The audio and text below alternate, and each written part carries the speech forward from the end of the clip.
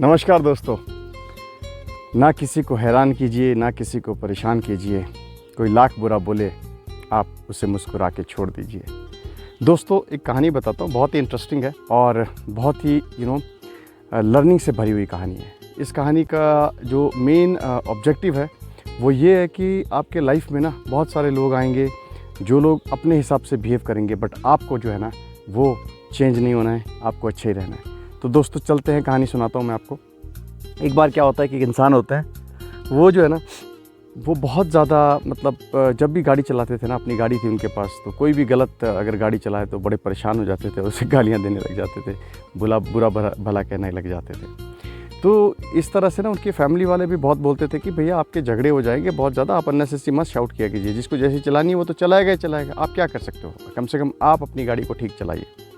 पर वो जो है ना समझते नहीं थे। एक दिन क्या हो गया, बिजनेसमैन थे, तो एक दिन क्या हुआ कि उनको जाना था मीटिंग के लिए। अब मीटिंग के लिए जाना था एयरपोर्ट, तो उन्होंने सोचा गाड़ी तो ले नहीं जा सकता क्योंकि 4-5 दिन के लिए जाना है, अपनी गाड़ी ले जाऊंगा तो फिर वापस कैसे आएगी। इसलिए उन्होंने क्या किया, एक कैब को बुक कर लिया। जब उन्होंने टैक्सी को बुक किया तो टैक्सी वाले को बुला लिया। टैक्सी वाला आया, वो भाई साहब आए नीचे। जब नीचे आए तो टैक्सी वाले ने दरवाज़ा खोला, वो पीछे बैठे, टैक्सी वाले को उन्होंने OTP दिया और टैक्सी वाला चलने लग गया। अब टैक्सी वाला जो था वो एक बड़ा देखने में बड़ा जेंटलमैन, बड़ा कूल जैसा इंसान लग रहा था। तो क्या हुआ कि आगे से ना एक बाइक का आया, बहुत फास्ट बाइक आया और वो बहुत डिफरेंट तरीके का टर्न लेके गया जिससे कि ना गाड़ी उनकी स्क्रैच लग सकता था। तो पीछे बैठे हुए भाई साहब जो थे वो चिल्लाने लगे, यार पता नहीं किस तरह से लोग चलाते हैं अपनी गाड़ियाँ, बाइक कैसे चलाते हैं, ये 2 व्हीलर वाले स्पेशली बहुत गंदा चलाते हैं। इस तरह से वो बोलने लगे। अब टैक्सी वाले ने सुना, थोड़ा सा स्माइल कर दिया और कोई नहीं, चलता रहा। फिर क्या हुआ कि थोड़ी देर बाद आगे एक नो पार्किंग थी, नो पार्किंग से ना साइड से कोई इंसान बिना पीछे देखे हुए टैक्सी वाले के बिल्कुल सामने से कर्व लेना शुरू कर दिया और उन्होंने टैक्सी वाले ने बहुत ज़ोर की ब्रेक मारी, क्योंकि अगर वो ब्रेक नहीं मारते तो शायद ये दोनों गाड़ियों को की टक्कर हो जाती। तो अब जो था ना, जो पीछे बैठे थे वो भाई साहब बिजनेसमैन, उनको ना बड़ा गुस्सा आया। उन्होंने बोला, यार ये किस तरह के इंसान है, गाड़ी चलाने नहीं आती, और बहुत गुस्से में ना भला बुरा उन्होंने कहा। और फाइनली जो है ना फिर अब उनको देर भी हो रही, तो उन्होंने कहा चलो चलो चलते हैं एयरपोर्ट के लिए। अभी क्या है कि चलते चलते जो है बड़ा क्रेज़ी थे बिजनेसमैन। उन्होंने सोचा, यार देखो गाड़ी इसकी, सब कुछ इसका, ये तो बंदा बड़ा मस्त होके, बड़ा कूल तरीके से, बड़ा खुश होके गाड़ी चला रहा है, इसने कुछ भी नहीं बोला किसी को। तो वो पूछता है, बोलता है, यार भाई एक बात बताओ, तुम इतना कूल कैसे रह लेते हो। अब जानते हैं उसने ड्राइवर ने क्या कहा, उसने कुछ कहा नहीं, उसने बोला, सर मैं आपको एक एग्ज़ाम्पल देता हूँ। तो बोले बताओ। उसने बोला, सर आपने कभी कचरे का ट्रक देखा है। बोला हाँ देखा है, क्यों नहीं देखा है। बोले सर कचरे के ट्रक को जब भरते हैं कचरे से और उसमें जब ओवरफ्लो हो जाता है कचरा, मतलब ज़्यादा ऊपर तक भर देते हैं, तो जब ट्रक चलता है तो क्या होता है। बोले जब चलता है तो फिर कचरा उससे गिर जाता है। तो बोलता है बस ये लोग भी ऐसे ही हैं, इनके ना दिमाग में बहुत सारा फ्रस्ट्रेशन है, बहुत कचरा भरा हुआ है, और जब ये चलते हैं ना आगे मतलब बाज़ार में चलते हैं, कहीं पे भी चलते हैं, तो वो कचरा बस गिराते हुए चलते हैं। तो लाइफ में ना वो कचरा नहीं भरने देना, बस अगर आप ये कचरे को ओवरफ्लो होने दोगे ना तो ये कहीं पे भी गिरेगा और पूरी सड़क को भी गंदा करेगा और बदबू मारता जाएगा। इसलिए आपको अपनी नेचर ऐसी रखनी है जिसमें कि आपको बिल्कुल कूल रहना है, क्योंकि सामने वाला क्या करता है उस पर आपका कोई कंट्रोल नहीं है, बट आप क्या करते हो उस पर पूरा कंट्रोल है आपका। इसलिए कम से कम आप अगर अच्छे से बिहेव करोगे, कूल तरीके से बिहेव करोगे, तो पॉसिबिलिटी है कि आप कम से कम अपने आप को, अपने मन को शांत रख पाओगे।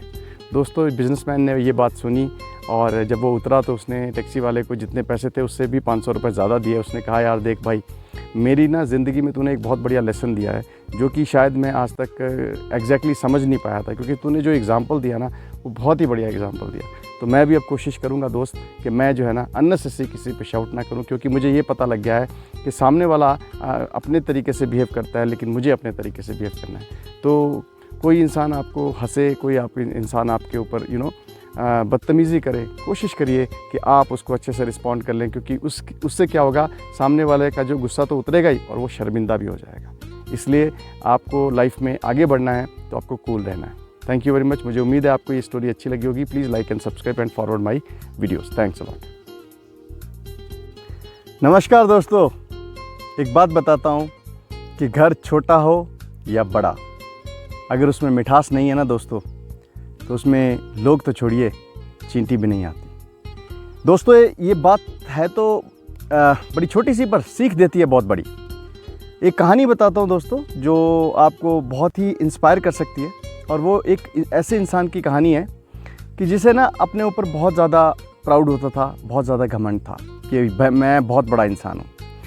तो एक्चुअली क्या होता है कि एक बिज़नेसमैन होता है, तो वो बिज़नेसमैन ना शहर से गांव में आता है और बहुत बड़ी ज़मीन को एक्वायर करता है। ठीक है, जब वो ज़मीन को एक्वायर करता है, पर वो जब ज़मीन होती है वो नदी के पार होती है, मतलब काफ़ी लंबी नदी होती है और वहाँ पे ब्रिज नहीं होता है, तो घूम के जाना पड़ता था। बट ये कि वो जो व्यू था उसका सब कुछ अच्छा था, तो उसने सोचा यार ये तो बहुत अच्छी जगह है, क्यों ना मैं इसे ख़रीद के यहाँ पे ना बहुत बड़ा जो है एक होटल बना दूँ, ताकि यहाँ पे जो है टूरिस्ट लोग आएँ, अपना मज़े करें और मेरा भी पैसा बढ़िया बन जाए। अब क्या था कि उसने वो लोगों से, गांव वालों से वो ज़मीन ख़रीद ली और अपना जो है कंस्ट्रक्शन का काम शुरू कर दिया। तो क्या हुआ, एक दिन जो है वो अपना कंस्ट्रक्शन का काम शुरू जब उसने किया था, एक दिन वो शहर से गांव की तरफ आया। तो जब वो गांव की तरफ आया तो उसका जो ड्राइवर था उसे कहने लगा कि साहब देखो, आपको भी पता है कि बीच में नदी पड़ती है और ये बहुत लंबा 18-20 किलोमीटर का डिस्टेंस पड़ता है, तो अगर आपको जल्दी जाना है तो मैं आपको एक सजेशन दूंगा कि आप जो है ना एक नाव, यहाँ से नाव चलती है, आप नाव को क्रॉस कर लीजिए और नाव को क्रॉस करने के बाद जो है आपको क्या कहते हैं आप जल्दी पहुँच पाओगे। तो उसने कहा यार आइडिया तो अच्छा है, क्यों ना मैं नाव पकड़ लेता हूँ और जल्दी से पार कर लेता हूँ उसे। तो करते करते क्या हुआ कि वो नाव में बैठा। जब वो नाव में बैठा तो नाव खाली थी, तो नाव वाले ने जो है नाव चलानी शुरू कर दी। अब थोड़ा सा डिस्टेंस था, 10-15 मिनट लगने थे, तो इस बिज़नेसमैन ने सोचा चलो मैं इससे बात करता हूँ। तो बिज़नेसमैन उसको, नाव वाले को पूछता है तुम जानते हो मैं कौन हूँ? तो बोले नहीं साहब मैं तो नहीं जानता आपको, आप कौन है? तो बोलता है मैं शहर का एक बहुत बड़ा बिल्डर हूँ। तो कहता है कि तुम्हें पता है कि मैं ना नाव के उधर जो तुम्हारी ज़मीन है ना, वहाँ पे एक बहुत बड़ा 5 स्टार होटल जब बना रहा हूँ। जानते हो क्या होता है 5 स्टार होटल? तो वो नाव वाला कहता है कि ये क्या होता है साहब, मुझे नहीं पता। बोले तुझे यही नहीं पता 5 स्टार होटल क्या होता है? बोलता साहब मैं गांव का आदमी हूँ, मुझे क्या पता ये क्या चीज़ होती है। तो जो है बिल्डर हंसने लग जाता है उस पर। फिर उसे कहता है कि अखबार पढ़ते हो? मेरी फ़ोटो है बहुत बार जो है वो अखबार में भी आती है, तुमने कभी क्यों नहीं देखा? बोले साहब मैं तो नाव वाला आदमी हूँ, मैं पढ़ाई लिखाई से क्या करूँगा, मैंने पढ़ाई लिखाई भी नहीं की है। अब जो है वो बिज़नेसमैन बहुत हंसता है यार, बोलता तेरे को तो कुछ भी नहीं आता है यार जीवन में, तू तो बिल्कुल वैसे का वैसा ही है। अच्छा एक बात बता, कभी शहर गया है? शहर में जाके बड़ी बड़ी बिल्डिंग्स, बड़े बड़े रोड्स देखे हैं? वो सब भी मैं कंस्ट्रक्शन करता हूँ। बोले साहब ये बिल्डिंग क्या होती है, मुझे तो ये भी नहीं पता। ये चीज़ सुनकर जो है बिल्डर बहुत ज़्यादा उस पर हंसने लगता है और उसे कहता है यार भाई तू तो पूरा गवार का गवार है, तुझे तो जीवन में कुछ भी नहीं आता यार। तो जो कश्ती चलाने वाला इंसान होता है बोलता सर मैं ऐसा ही हूँ, मैं क्या करूँ। ठीक है, अब कोई नहीं, डेस्टिनेशन आने वाली होती है, लेकिन जैसे डेस्टिनेशन आने वाली होती है ना, तो वहाँ पे एक क्या होता है कि थोड़ा सा फ्लो होता है पानी का, बहाव एक जगह पे ज़्यादा, तो वहाँ पे ना कश्ती टर्न कर जाती है और जब टर्न कर जाती है ना तो उसका चप्पू गिर जाता है। अब जब चप्पू गिर जाता है तो वो घबरा जाता है, कश्ती चलाने वाला भी और जो बैठा हुआ था बिजनेसमैन वो भी। तो अब क्या होता है कि अब वो चप्पू के बगैर चलाने लगता है, गाँव जो बोट होती है वो घूमने लग जाती है और अनफॉर्चुनेटली वो टर्न कर जाती है। जब वो टर्न कर जाती है तो दोनों पानी के अंदर गिर जाते हैं। अब नदी तो गहरी थी। अब क्या होता है कि जैसे ही गिरने लगते हैं ना, मतलब पकड़ा होता है उसने, कश्ती वाले इंसान ने वो उस बंदे को, तो वो उसे कहता है कि भाई देख कश्ती तो डूब गई यार, अब क्या करेंगे, कैसे करेंगे यार, मैं तुझे तैरना आता है? उसने बोला हाँ साहब मुझे तो तैरना आता है। बोलता सर आपको तैरना नहीं आता? तो बिजनेसमैन कहता है कि नहीं सर, नहीं भाई मेरे को तैरना नहीं आता है। तो बोला सर आपको दुनिया की हर चीज़ आती है, आप इतने बड़े इंसान हैं सब कुछ, लेकिन बेसिक चीज़ नहीं आपको आती। तो इस बात को सुनकर ना वो बिल्डर बड़ा रेग्रेट फील करता है। तो ये कहानी है तो छोटी, लेकिन ये चीज़ ये बताती है कि देखो हर इंसान का अपना एक एक्सपर्टाइज़ होता है, हर एक डोमेन होता है। अगर आप उस चीज़ पे घमंड करते हो, ये सोचते हो कि नहीं यार मैं सबसे बड़ा हूँ, तो शायद वो गलत बात है। अब देखिए एक कश्ती वाले इंसान ने, जिसको कुछ नहीं आता था, फाइनली जान तो उसी ने बचाई ना, बिजनेसमैन की। इसलिए हर इंसान अपने एरिया में एक्सपर्टाइज़ होता है, हमें कभी भी किसी का लाइफ में मजाक नहीं उड़ाना चाहिए। तो यही मेरी एक छोटी सी सीख थी। Thank you very much, have a wonderful day. नमस्कार दोस्तों, किसी ने बहुत अच्छी बात कही है कि आसमान में उड़ने वाले पक्षी को भी पता होता है कि आसमान में ना बैठने की जगह नहीं होती है। दोस्तों एक कहानी सुनाता हूँ जो आपको इसी चीज़ को रिलेट करेगी और फिर मैं आपको दोबारा से ये कोट बताऊँगा। तो कहानी ऐसी है दोस्तों कि एक बार ना सम्राट अशोका, जो कि दुनिया के बहुत ही महान और बहुत ही बड़े राजाओं में गिने जाते हैं, तो एक बार सम्राट अशोका ना अपने वज़ीर के साथ घूमने के लिए निकलते हैं। तो घूमने के लिए जब वो निकलते हैं तो चलते चलते जो एक मंदिर आता है, मंदिर में जाके सम्राट अशोका जो है वहाँ पे एक साधु बैठा होता है। तो साधु जब बैठा होता तो सम्राट अशोका बोलते अपने वज़ीर को, यार भाई 2 मिनट रुक, मैं इनसे मिल के आता हूँ। तो वो अशोका जी जाते हैं, साधु के पास बैठते हैं, साधु के साथ 2-3 मिनट बात करते हैं। ये चीज़ जो है वज़ीर देख रहा होता है। तो बात करने के बाद क्या है कि वो सम्राट अशोका ना अपना पूरा का पूरा सर झुका के उनके चरणों में कर देते हैं। तो वापस आते हैं। वापस आने के बाद क्या होता है, जो वज़ीर होता है उनका ना, वो थोड़ा बड़ा सरप्राइज़ से देख रहा होता है, लेकिन कहता कुछ नहीं है। जब ये दोनों राजा और वज़ीर दोनों पहुंच जाते हैं वापस, तो ना वज़ीर घर जाने से पहले एक बार पूछता है, बोलता है राजा साहब मेरे को ना एक बात पूछनी है आपसे, बताएंगे क्या? राजा कहता है पूछ भाई, क्या दिक्कत है? बताऊंगा, ज़रूर बताऊंगा, क्यों नहीं बताऊंगा। तो राजा जो है ना, राजा को वो पूछता है कि वज़ीर उनका कि सम्राट अशोका, आप तो दुनिया के सबसे बड़े, सबसे ताकतवर और सबसे महान राजाओं में से एक हो, तो आपने उस भिक्षु के चरणों में अपना सर, जिस सर को तिलक लगाने के लिए दुनिया जो है, दुनिया का हर इंसान सोचता है यार इतने बड़े राजा का तिलक अगर हम लगा दें या कोई भी ऐसी चीज़, वो सर जो है इतना पावरफुल चीज़ आपने जो है वो भिक्षु के चरणों में रख दी। तो राजा ने उससे कोई जवाब नहीं दिया, बोला इसका जवाब मैं तेरे को बाद में कभी दूंगा। अब राजा के दिमाग में ये बात थी। तो राजा ने क्या किया, तकरीबन 1-2 महीने का टाइम गुजर गया। राजा अशोका ने 2 महीने के बाद उसको बुलाया, किसको? अपने वज़ीर को, और बोला कि वज़ीर एक बात बता, तेरे को मैं कुछ करना देना चाहता हूँ। वज़ीर बोलता है दे दो साहब। तो वो कहता है कि ये पकड़ बैग, इसके अंदर ना कोई चीज़ है, जो भी चीज़ है वो 4 हैं, क्वांटिटी में 4 हैं, ठीक है। अब तूने क्या करना है, ये चारों चीज़ों को ना बेच के आना है, ठीक है। अब वज़ीर जो होता है वो, उसको ये नहीं पता होता बैग में है क्या, लेकिन 4 चीज़ें होती हैं, उनको बेच के आना है, ये पता है उसको। अब वो जाता है तो 1 बाय 1 जब बीच रास्ते में पहुंचता है, पहले खोल के देखता भाई है क्या उसके अंदर। तो अंदर देखता है उसके, तो उसके अंदर जो है ना 4 सर होते हैं। सर मतलब ये धड़, तो धड़ होते हैं। उसमें एक भैंसे का धड़ होता है, एक घोड़े का धड़ होता है, एक बकरी का धड़ होता है और एक इंसान का धड़ होता है। अब आप समझ लीजिए 4 धड़ होते हैं।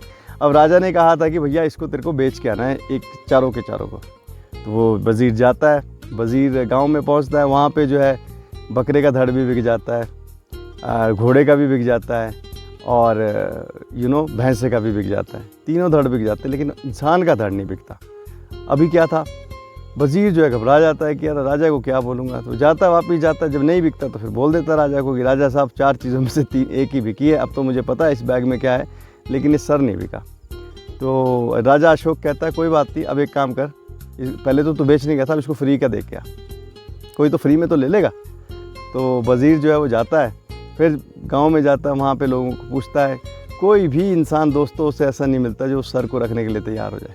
कहता भाई हमने क्या करना, फ्री में दे रहा है तो भी कोई दिक्कत नहीं, हमने क्या करना है इसका, यार इसकी कोई वैल्यू है।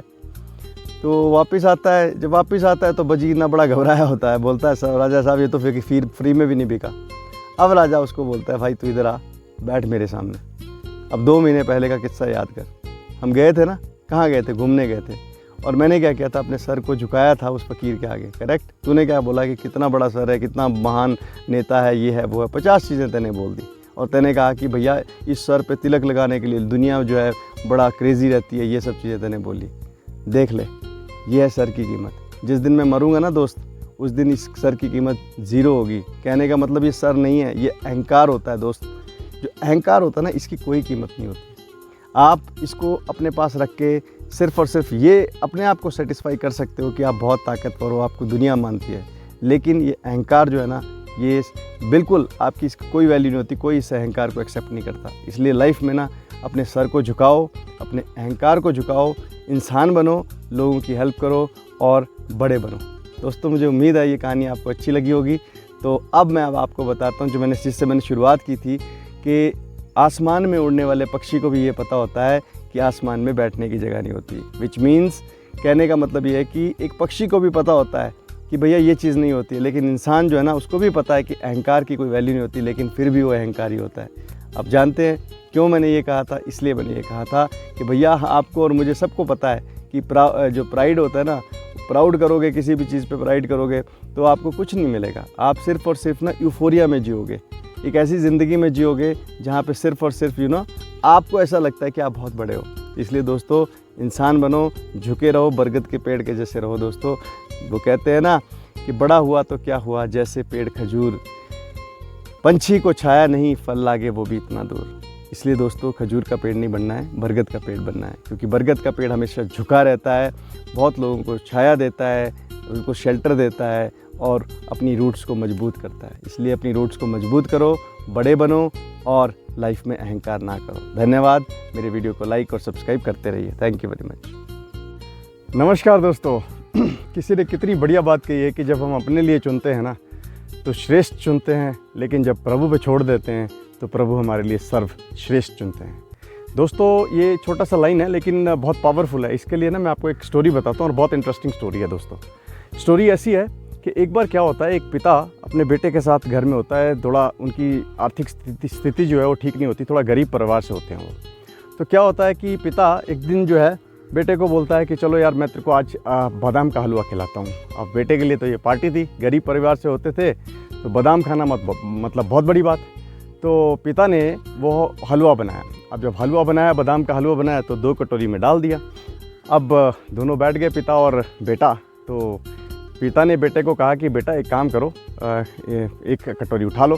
तो बेटे ने क्या देखा कि एक कटोरी में ना 2 बादाम ऊपर थे, थोड़े दिख रहे थे, और दूसरी में नहीं दिख रहे थे। तो बच्चे ने सोचा यार ये तो बहुत बढ़िया चीज़ है, मैं तो ये वाली कटोरी लूँगा जिसमें बादाम दिख रहे हैं, मतलब ज़्यादा बादाम होंगे। अब उसने वो कटोरी ले ली। अब जब वो खाने लगा तो उसकी कटोरी में सिर्फ 2 ही बादाम निकले। बाकी जब उसके पिता खा रहे थे तो उसने देखा कि नीचे तो 4 बादाम हैं। बच्चे को बड़ा गुस्सा आ गया, बोलता पापा ये तो बड़ी गलत बात है यार, आपको 4 बादाम आ गए। तो पिताजी ने उसको कहा कि बेटा ये तो एक सीख है। सीख क्या है कि जीवन में ना जो दिखता है कई बार वो होता नहीं है, और हमेशा याद रखो अपने मतलब का मत सोचो, क्योंकि हमने तो सोचा कि वो ज़्यादा चीज़ है तो मैं वो ले लूँ, ठीक है। तो बच्चे ने कहा कोई बात नहीं। अगले दिन पिता जो है वो क्या करते हैं कि वो बोलते हैं कि आज मैं दोबारा हलवा बनाऊँगा। पिताजी दोबारा हलवा बनाते हैं। जब वो दोबारा हलवा बनाते हैं तो वैसे ही 2 कटोरी सामने रखते हैं। तो बेटे के सामने जब वो 2 कटोरी रखते हैं तो बेटे को कहते हैं कि बेटा अब चुन लो। अब वैसे ही उसमें फिर 2 बादाम ऊपर दिख रहे होते हैं और दूसरे में नहीं दिख रहे होते हैं। बेटा सोचता है भाई अब तो ऐसा है कि कल का मेरा एक्सपीरियंस है, ये नीचे पक्का इसमें बहुत सारे बादाम होंगे, मैं जो है वो वाला चुनता हूँ। अब वो दूसरी कटोरी चुन लेता है। अब वो खाने लगता है, खाता एक भी बादाम नहीं आता है। लेकिन पिता की कटोरी में ऊपर के 2 बादाम होते हैं और अंदर भी 2 बादाम होते हैं, 4 बादाम होते हैं। उसे बहुत गुस्सा आता है, कहता है पापा यार ये तो बहुत गलत हो गया। पापा कहता है मैं तुझे दूसरी सीख देता हूँ। दूसरी सीख क्या देता हूँ कि लाइफ में ना जो एक्सपीरियंस होते हैं, कल का तूने एक्सपीरियंस लगा दिया, एक्सपीरियंस होते हैं उससे लर्निंग लो। उसको हमेशा जो है ना एक लकीर ना समझ लो कि बस ऐसा ही होगा। लाइफ में एक्सपीरियंस को सिर्फ और सिर्फ लर्निंग के लिए लेना चाहिए, उसको बिल्कुल फैक्ट नहीं कंसिडर करना चाहिए। तो लर्निंग से आप सीख सकते हो, उसको आप बिल्कुल एक सपोर्ट में ले सकते हो। लेकिन अभी कहानी ख़त्म नहीं हुई दोस्तों। तीसरे दिन पिता ने दोबारा से फिर हलवा बनाया। अब जब फिर हलवा बनाया तो बेटे को बोला बेटा अब एक कटोरी चूज़ कर लो। वैसे ही 2 कटोरी होती है। अब बेटा देखता है, बोलता है पिताजी आज मैं चूज़ नहीं करूँगा, आज आपको जो दिल की में आए ना आपके, तो आप वो कटोरी मेरे को दे दो। अब पिताजी जो है ना उसे वो कटोरी देते हैं जिसमें बादाम ऊपर नहीं दिख रहे होते हैं। अब बेटा लेता है तो जब खाता है तो पिताजी को 2 ही बादाम मिलते हैं जो ऊपर दिख रहे होते हैं, और बाकी बेटे के कटोरी में 8 बादाम आते हैं। बहुत सारे बादाम आते हैं जो दिख नहीं रहे होते। तो पिता उसे कहता है बेटा अब ये क्या शिक्षा मिलती है इससे तुझे? इससे ये शिक्षा मिलती है कि जब तुम ना अपना स्वार्थ छोड़ के दूसरे को पहले प्रायोरिटी देते हो और दूसरे को ये कहते हो कि भैया तू अपना पहला कर ले, मैं बाद में कर लूँगा, तो आप देखना आपको भगवान ज़्यादा ही देता है। इसीलिए मैंने कहानी की शुरुआत जो की थी वो एक कोट से की थी कि जब आप अपने लिए चुनते हैं तो श्रेष्ठ चुनते हैं, लेकिन जब भगवान हमारे लिए चुनता है तो वो सर्वश्रेष्ठ चुनता है, सबसे अच्छा चुनता है। तो दोस्तों मुझे पूरी उम्मीद है ये कहानी आपको बहुत अच्छी लगी होगी। इसलिए इस कहानी से ना हमें एक चीज़ ज़रूर सीखनी चाहिए। क्या चीज़ सीखनी चाहिए? कि लाइफ में ना हमें सिर्फ़ और सिर्फ सेल्फिश नहीं बनना है। हम जो है ना अगर ये सोचते हैं कि नहीं यार मैं अपने लिए बेस्ट करूँगा, तो शायद आप अपने लिए बेस्ट कर सकते हो, लेकिन हो सकता है उसका भी बेस्टेस्ट पार्ट जो है वो दूसरे को मिल जाए।